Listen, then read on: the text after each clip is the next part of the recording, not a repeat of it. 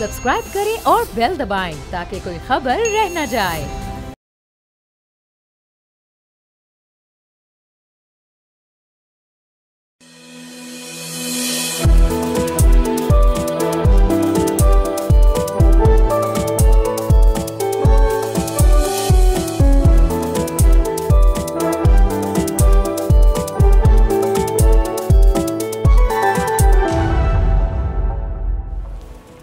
अस्सलाम वालेकुम and a very good morning नाजरीन। प्रोग्राम फ्रंट पेज के साथ मैं हूं आपका होस्ट मुइज़्ज़ुर रहमान और मैं हूं अरीबा फातिमा और आप देख रहे हैं बोल न्यूज़ पे पाकिस्तान का सबसे मुनफरिद और दिलचस्प शो, जहां आप जान सकेंगे दुनिया भर से अहम खबरें और उन पर हम लेंगे माहिरीन की राय, तज्ज़िये और तबसरे। यही नहीं, इसके साथ हम आपके लिए लाएंगे दुनिया भर से वो तमाम मालूमात जो आप जानना चाहते हैं। तो बढ़ते हैं खबरों की तरफ।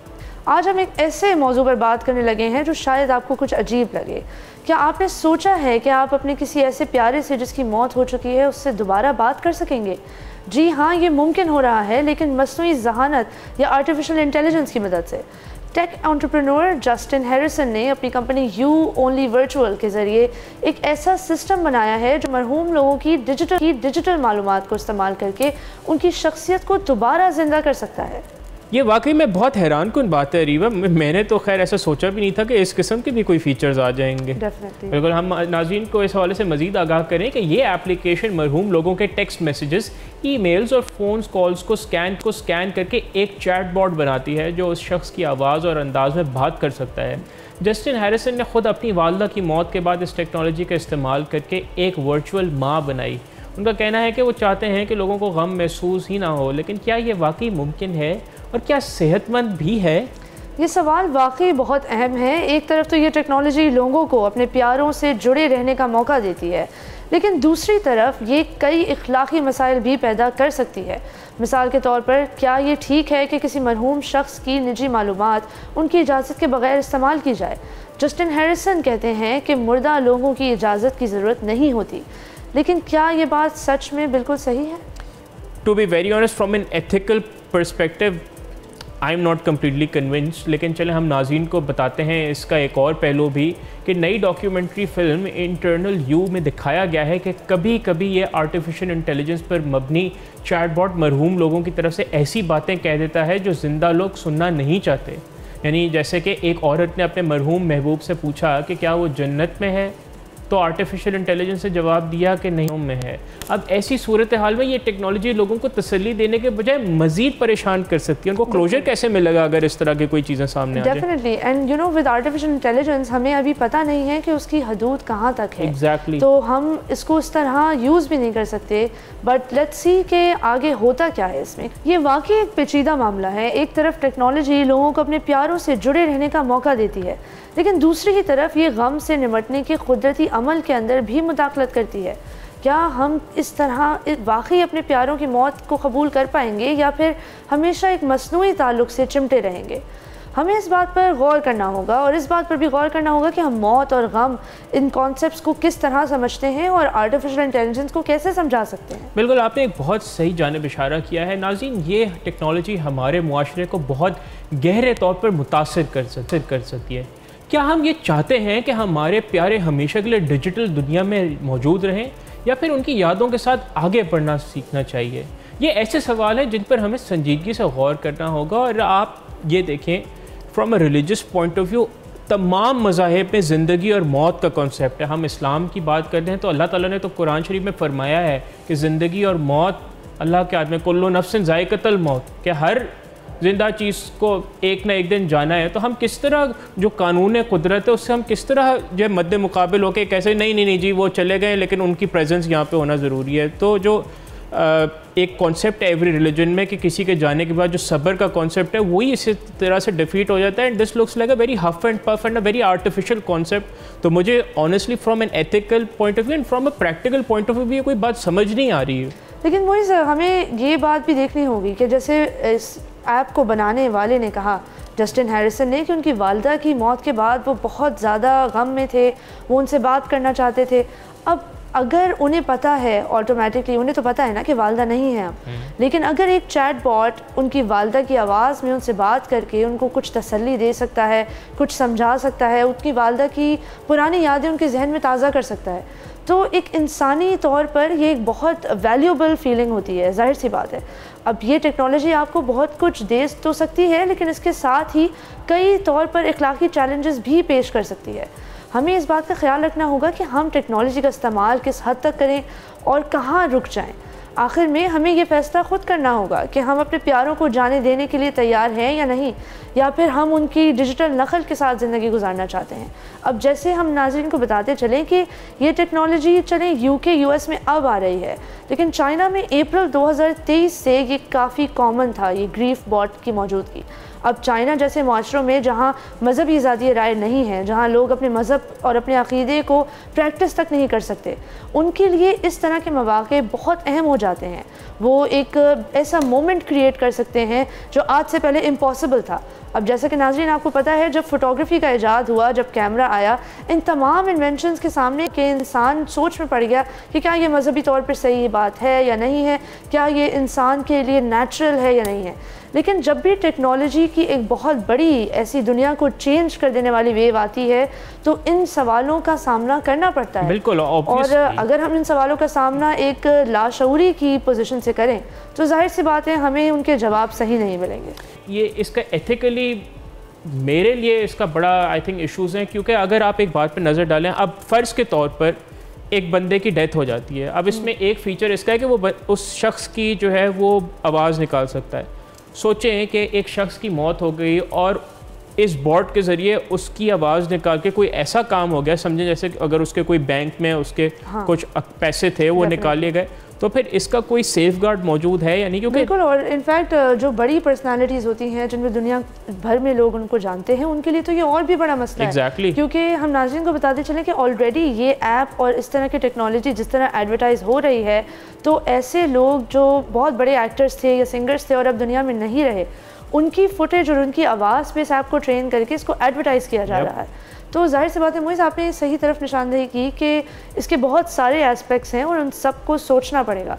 लेकिन उसके लिए सबसे पहले हमें ये तस्लीम करना पड़ेगा कि ये टेक्नोलॉजी अब हमारी दुनिया का हिस्सा है, और क्योंकि अब ये हिस्सा बन चुकी है तो हम उसे सोसाइटी से खारिज करके बेहतर नहीं कर सकते, हम सोसाइटी में इंक्लूड करके ही उसके ऊपर काम किया जा सकता है। ऑब्वियसली, जैसे अगर मेरे पास ऑप्शन है, मैं तो कभी इसको नहीं यूज़ करूँगा, because I think that ethically ये बहुत एक ख़राब चीज़ है। But let's see how the world reacts to it. Let's go towards our other story. नाज़रीन, वो जो हमारे पास आज की अगली खबर है वो अमेरिका से आ रही है और बड़ी अहम खबर है, आइए आपको बताते हैं। अमेरिकी प्रोसिक्यूटर्स ने रायन वेस्ले राउत नामी एक शख्स पर सदारती उम्मीदवार के कत्ल की कोशिश का इल्ज़ाम लगाया है। यह वाक़या डोनाल्ड ट्रंप के फ्लोरिडा गोल्फ कोर्स के करीब पेश आया। अदालती दस्तावेज़ात से पता चला है कि राउत ने कई महीने पहले एक नोट लिखा था जिसमें उसने डोनाल्ड ट्रंप को कत्ल करने का इरादा जाहिर किया था। रूथ, जो 58 साल का है, पहले से ही 2 हथियार से मुताल्लिक इल्ज़ामात का सामना कर रहा है, जिसकी सज़ा 20 साल तक की कैद हो सकती है। लेकिन नए संगीन इल्ज़ाम के तहत अगर मुजरिम साबित हुआ तो उससे उम्र कैद की सज़ा का सामना करना पड़ेगा। अमरीकी अटॉर्नी जनरल मैरिक गारलैंड एक बयान में कहते हैं कि अवामी ओहदेदारों को निशाना बनाने वाली तशद्दुद हमारे मुल्क के तमाम उसूलों को ख़तरे में डालती है। नाज़रीन, डोनाल्ड ट्रंप ने हुकूमत पर इल्ज़ाम लगाया है कि वो इस मामले को गलत तरीके से हैंडल कर रही है। उन्होंने सोशल मीडिया पर लिखा कि जस्टिस डिपार्टमेंट को चाहिए कि वो इस केस को फ्लोरिडा के हवाले कर दें, लेकिन गारलैंड ने इस तजवीज़ को मुस्तरद कर दिया है। उन्होंने सहाफ़ियों को बताया कि उनकी एजेंसी कानून के मुताबिक रियासती हुक्काम से ताउन और मदद हासिल करने की कोशिश करेगी। अदालती दस्तावेज़ात से भी ये पता चलता है कि ये केस बेतरतीब इंतखाब के ज़रिए जज एलिन कैनान को सौंपा गया है। कैनान वही जनूबी फ्लोरिडा की जज हैं जिन्हें पिछले साल ट्रंप के वफाकी खुफिया दस्तावेज़ात का केस भी सुनना पड़ा था। उन्होंने इस साल के शुरू में इस केस को खारिज कर दिया था, जिसकी अपील ज़ेर समाअत इस वक्त है। नाज़रीन, रूथ को 15 सितंबर को गिरफ्तार किया गया था। उस दिन एक सीक्रेट सर्विस एजेंट ने वेस्ट पाम बीच में ट्रंप इंटरनेशनल गोल्फ क्लब की बार से उसकी राइफल निकलते हुए देखी थी। एजेंट ने फायरिंग की जब 3 बार रिपब्लिक सदारती नामजद गोल्फ खेल रहे थे। रूथ बगैर गोली चलाए फरार हो गया, अपना हथियार और दीगर सामान मौके पर ही छोड़ गया, जबकि एजेंट्स ने ट्रंप को हिफाजत से बाहर निकाला। नई अदालती दस्तावेज़ात से पता चलता है कि रूथ कई महीनों से ट्रंप पर हमला करने का मंसूबा बना रहा था। नाज़रीन, द वर्ल्ड के नाम से लिखे गए एक ख़त में जो एक नामालूम गवाह को महीनों पहले भेजा गया था, रुथ ने साबिक सदर पर नाकाम कातिलाना हमले की वजाहत की थी। ख़त में लिखा था कि मैंने अपनी पूरी कोशिश की है और जितनी हिम्मत जमा कर सकता था जमा की है। इसने किसी भी ऐसे शख्स को नक़द इनाम देने की पेशकश भी की जो इसका काम मुकम्मल कर सके। नाज़रीन, रुथ पर मुख्तलिफ इल्ज़ामात लगाए हैं। सबसे पहले कातिलाना हमला, उसके साथ तशद्दुद और इलीगली हथियार पोजेस करने का भी उन पर इल्ज़ाम है और वफाकी अफसर पर हमला करने के इल्ज़ामात भी आयद किए गए हैं। वो 30 सितंबर को अदालत में पेश होगा, जहाँ उसे अपना मौक़िफ़ पेश करने की तवक्को है। इस वाक़े के साथ साथ रूथ के बेटे औरान रूथ को भी वफाकी इल्ज़ामात के तहत गिरफ्तार किया गया था। उस पर बच्चों के हवाले से नाजेबा मवाद वसूल करने रखने का भी इल्ज़ाम लगाया गया था। हकाम ने उसके शुमाली कैरोलिना के घर की तलाश के दौरान सैकड़ों फहश फाइलें भी बरामद की। ये तलाशी इसके वालिद की तहकीकात के सिलसिले में की गई थी। नाज़रीन, ये डोनाल्ड ट्रंप की ज़िंदगी पर दूसरा हमला था। इससे पहले जुलाई में थॉमस मैथ्यू क्रुक्स नामी एक 20 साला शख्स ने पेंसिल्वेनिया में एक इंतखाबी जलसे के दौरान AR स्टाइल राइफल से ट्रंप पर फायरिंग की थी। क्रुक्स को काउंटर स्नाइपर ने गोली मारकर हलाक कर दिया था। मुझे I think particularly very interesting about this case is कि ये हमें दिखा रहा है कि इस वक्त अमेरिकन इंटेलिजेंस और अमेरिकन सीक्रेट सर्विस कितने शदीद दबाव के अंदर हैं। बिल्कुल, एक तरफ वो अपनी इंटेलिजेंस भरपूर इस्तेमाल करके दुनिया को तबाह करने में भी लगी हैं। यूक्रेन की जंग हो रही है, इसराइल को कॉन्स्टेंटली सपोर्ट दिया जा रहा है, और दूसरी तरफ उनका अपना रिपब्लिकन प्रेसिडेंट नॉमिनेटेड, तीसरी दफ़ा नॉमिनेट होने वाला प्रेसिडेंट सेफ नहीं है। उसको दूसरा असैसिनेशन अटैक उस पर हो गया है and successfully they were not able to avert it. In fact ये बताना ज़रूरी है कि एंड तक डोनाल्ड ट्रंप और उसकी टीम ने बहुत ज़्यादा जो है लाएतमादी का इजहार किया है अमेरिकन सीक्रेट सर्विस के अंदर। अच्छा, यहाँ एक आयरॉनिक बात एक और आती है विच आई मस्ट मेंशन इस के डोनाल्ड ट्रंप और उनकी पार्टी आई थिंक अरसे से गन कंट्रोल लॉज के खिलाफ है। और नाज़रीन, आप सिचुएशन का जो है तकाजा ये देखें या जो हालात देखें कि डोनाल्ड ट्रंप उन्हीं अनचार्टर्ड गन्स का निशाना बन रहे हैं जिसको कंट्रोल करने के लॉज के वो खिलाफ है। What do you think about this? I think gun violence is a big problem for United states of America, specially considering कि वहाँ तो इस तरह का निज़ाम है कि आपके घर में कोई बग़ैर आपकी इजाज़त के अगर दाखिल हो गया तो आप उस पर गन उठा सकते हैं। तो कंसिडरिंग कि एक ऐसे माशरे में रहते हैं वो लोग, वो टेक्निकली अपने आप को इनहेरेंटली जो है वो इनसिक्योर महसूस करते हैं, इसीलिए उन्हें लगता है कि दुनिया में हर कोई उनका दुश्मन है। और इसीलिए मेरे ख्याल से अब ये सिचुएशन इतनी ज़्यादा हाथ से बाहर चली गई है कि हर घर में जब गन्स मौजूद होंगी, किसी भी 18 साल के से ऊपर के बच्चे को गन ख़रीदने की इजाज़त होगी और लाइसेंस बनाना बहुत ही आसान हो जाएगा। तो इस माशरे में यही होगा, फिर किसी पे कोई भी गन तानेगा और फिर वो डोनाल्ड ट्रंप हो या कमाला हैरिस, बिल्कुल हो, उसमें तो कोई फ़र्क नहीं रहेगा। And guns as a sign of deterrence एक अलग बात है, लेकिन अब अमेरिका जिस जानिब बढ़ चुका है वो guns as a sign of aggression बन चुकी हैं।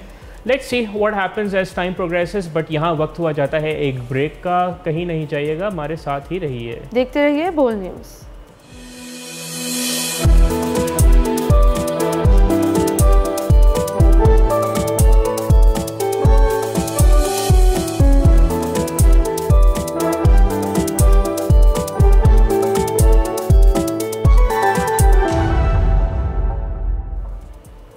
Welcome back to front page. ब्रेक से पहले हमने आपसे बात की ग्रीफ टेक्नोलॉजी के बारे में कि अगर आपके मरहूम लोगों से आप मिलना चाहें तो ये अब पॉसिबल हो गया है दुनिया में। अब हम आपको एक इंतहाई नाजुक इशू के बारे में अपडेट देंगे और बात करेंगे लबनान के बारे में। इसराइल ने जनूबी लबनान और बक़ा के इलाके में एक नया वसी हमलों का आगाज़ कर दिया है। लबनान की वज़ारत सेहत के मुताबिक इन हमलों में 15 अफराद हलाक हो गए हैं। ये हमले इस वक्त किए गए हैं जब उसने कहा कि हिज़्बुल्लाह की जानिब से तेल अवीव की तरफ लॉन्च किए गए बैलिस्टिक मिसाइल को रोक लिया गया है। ये पहला ऐसा रॉकेट था जिसने मुल्क के सबसे बड़े शहर को निशाना बनाया है। वाक़या ज़ाहिर करता है कि सूरत हाल कितनी ज़्यादा ख़तरनाक। आपने बिल्कुल दुरुस्त कहा अरीबा। नाज़रीन, आपको बताएं कि हिज़्बुल्लाह जो ईरान की हिमायत याफ्ता तंजीम है, उसका कहना है कि वो इजरायली जारियत का मुकाबला कर रही है और फ़लस्तीनियों के साथ यकजहती का इजहार कर रही है। दूसरी जानिब इसराइल का कहना है कि इसका मकसद हिज़्बुल्लाह की धमकी को ख़त्म करना है। ये दोनों मौक़िफ़ इस बात की निशानदही करते हैं कि दोनों फरीक अपने अपने मौक़िफ़ पर डटे हुए हैं। इस सूरत हाल की संगीनी को देखते हुए कई ममालिक ने अपने शहरियों को लबनान छोड़ने की हिदायत दी है। नाज़रीन, यहाँ बरतानिया के वज़ीर-ए-आज़म ने बरतानी शहरियों से कहा है कि वो फौरी तौर पर लबनान छोड़ दें। इसी तरह अमेरिका, कनाडा, फ्रांस और जापान ने भी अपने शहरियों को वहाँ से निकलने की हिदायत की है। यहाँ एक अहम नुक्ता ये है कि हिज़्बुल्लाह के पास कितना ताकतवर असला है। सिक्योरिटी माहिरीन के मुताबिक हिज़्बुल्लाह के पास तकरीबन 1 लाख से 1.5 लाख रॉकेट्स हैं और ड्रोन्स भी मौजूद हैं और मिसाइलों का एक बहुत वसी ज़ख़ीरा भी मौजूद है। इसमें से तकरीबन 10,000 दरमियानी रीच के दुरुस्त निशाना लगाने वाले बैलिस्टिक मिसाइल हैं, जैसे फातेह 110। नाज़रीन, ये मिसाइल तेल अवीव और इसराइल के ज़्यादातर आबादी के मराकज़ तक पहुँच सकते हैं। ये सूरत हाल को और भी ख़तरनाक बना देता है। पिछले महीने हिज़्बुल्लाह ने एक वीडियो जारी की थी जिसमें उन्होंने अपने वसी ज़ेर ज़मीन मिसाइल ज़ख़ीरे के बारे में बताया था। ये वाकई एक इंतहाई ख़तरनाक सूरत हाल है। इसराइल ने इस ख़तरे को कम करने के लिए ऑपरेशन नॉर्दर्न एरोज़ शुरू किया है। इस ऑपरेशन का मकसद हिज़्बुल्लाह के उस ज़ख़ीरे को ज़्यादा से ज़्यादा तबाह करना है, जिस पर इसराइल का दावा है कि ये मिसाइल्स निजी घरों और गैराजों में भी छुपाए गए हैं, जो अगर सच है तो इंतहाई तशवीशनाक बात है।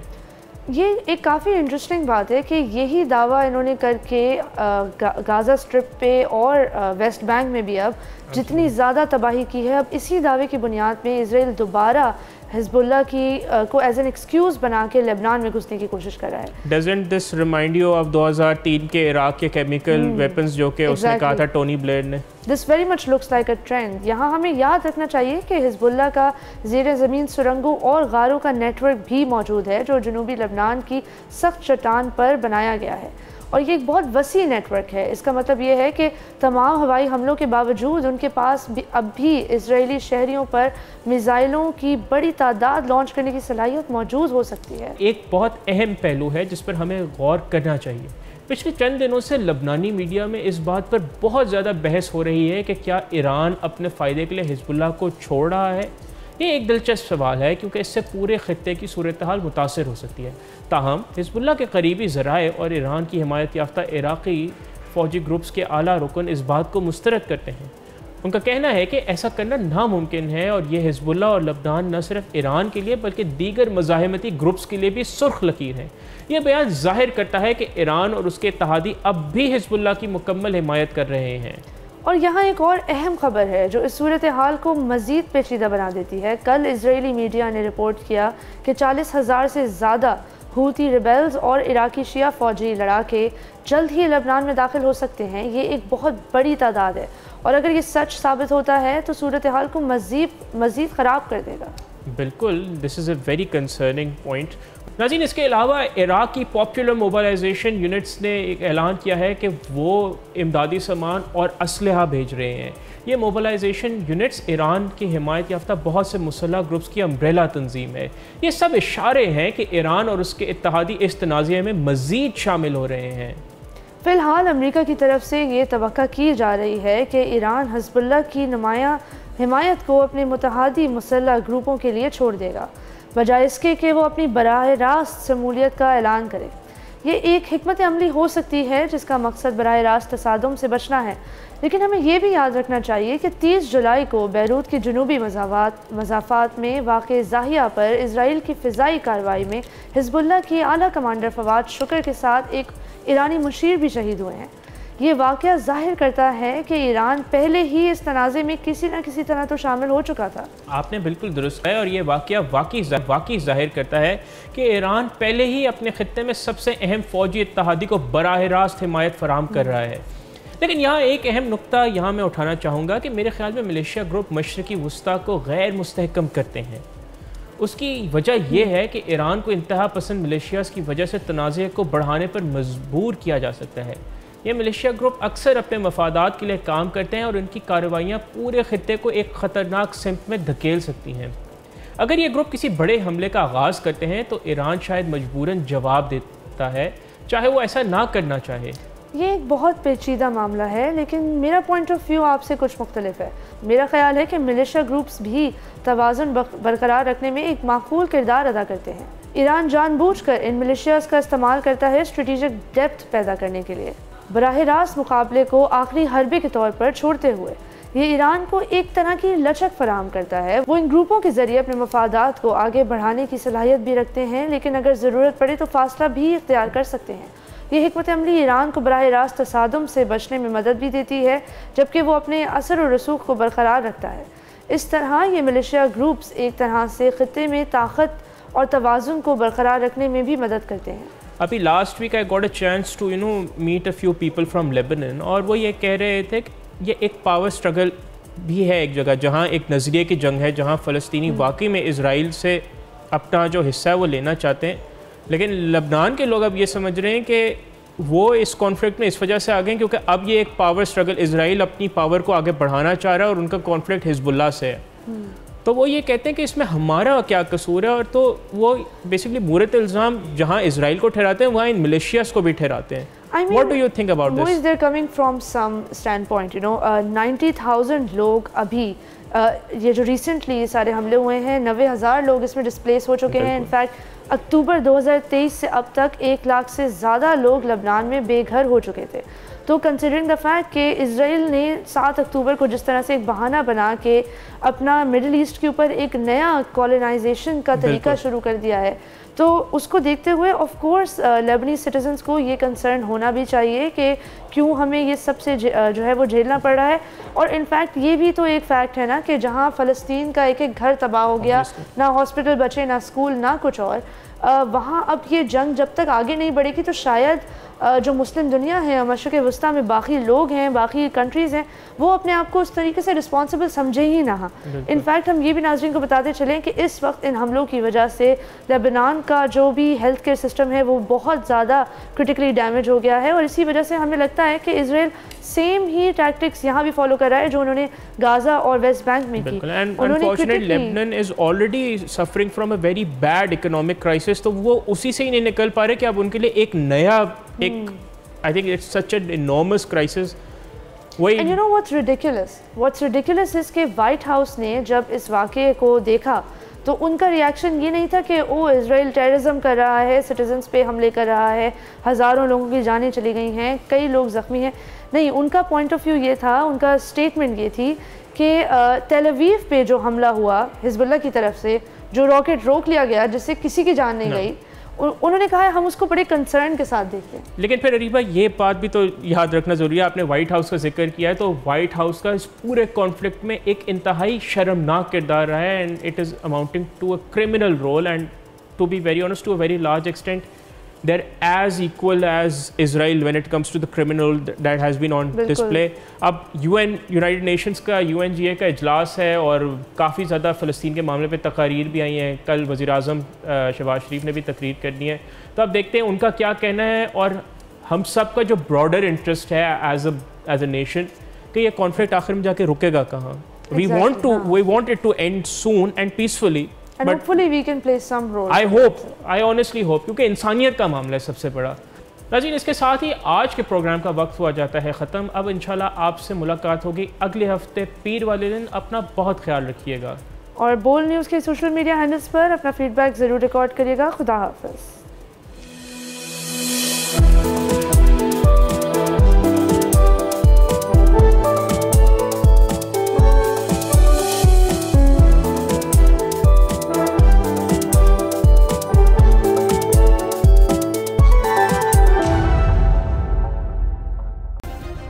सब्सक्राइब करें और बेल दबाएं ताकि कोई खबर रह न जाए।